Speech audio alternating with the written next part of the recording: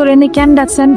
তোমরা যে এলাকার ভিতরে ফোর্স করতেছো এটা কি মানুষ জানে না? আমি একটা কথা কমো, আপনি আমগরে এই জায়গায় ডাকছেন আইছি, আমার কোনো কথা না শুই না আপনি চাইতেছেন জুতা মাইরা আমগরে এলাকা ছাড়া করতে। আমগরে তো কিছু কইতে দিবেন নাকি? তুই এবার কি বলবি রে? তোরে আমি অনেকবারই বলছি কি আমার কথা শুনিস নাই, এখন আমি তোর কথা কেন শুনবো? আমি একটা কথা কিছুতেই বুঝতে পারতেছি না, আপনার তো চিন্তাধারা এত খারাপ হইলো কেমনে? কার লগে কি মিলাইতেছেন? সে আমার ভাবি, আমার মায়ের সমতুল্য, আমি তারে নিজের মায়ের মতো করে ভালোবাসি, আর আপনারা কি খারাপ চিন্তা ভাবনা করতেছেন?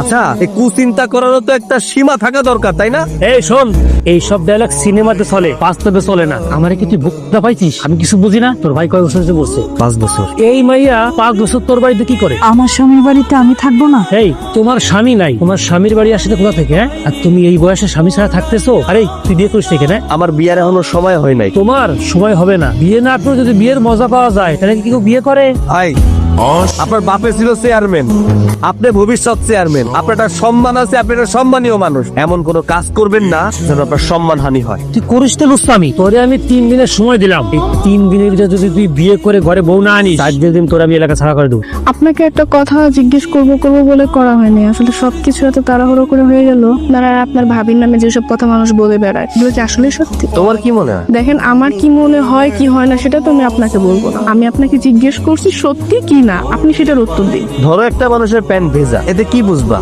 এটা কোনো প্রশ্ন হলো? এটা তো বোঝাই যায় ওই লোকটি তার প্যান্টে প্রস্রাব করে দিয়েছে। ঠিক এইটাই হয়েছে আমগোর সাথে। মানে ঠিক বুঝলাম না। যে মানুষটার প্যান্ট ভিজে গেছে ওই মানুষের কাছে তুমি জিজ্ঞাসা করো নাই যে আসলে কি হয়েছে, তুমি ভাই ভাই নিছো যে ওই মানুষটা প্রস্রাব করে দিয়েছে। আর ঠিক একই ভাবে আমারে আর আমার ভাবিরে নিয়ে মানুষের মাথায় কুচিন্তা ঢুকছে, এছাড়া আর কিছুই না। মানুষের তো আর খেয়ে দেয়ে কাজ নেই, যা রটে তা কিছু হলেও ঘটে।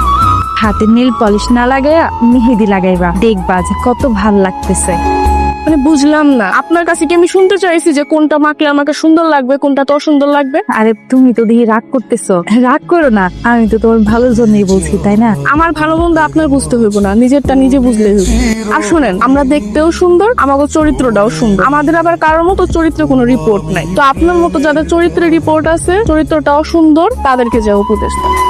আন্টি, তুমি এটা কি কইলা? তুমি যে আমার মায়ের বাজে কথা কইতেছো, যদি আমার চাচা জানে তারা তোমার কি হাল করবো তুমি জানো? বাপরে, মেয়ের আসপর্দারে, মানে কথায় আছে না, গাছ গুনে ফল আর মা গুনে ছা। এ তো দেখছি তাই অবস্থা, মানে এই বয়সেই তোর এই। আরে বাবারে বাবা, এখনো তো আস্তকাল পড়ে আছে। নাদিয়া, বড়দের সাথে এভাবে কথা বলতে নেই। খাইতে বসো না কেন? খাবো তো, তুমি নিয়ে যাতা আরে খাইয়ে দাও।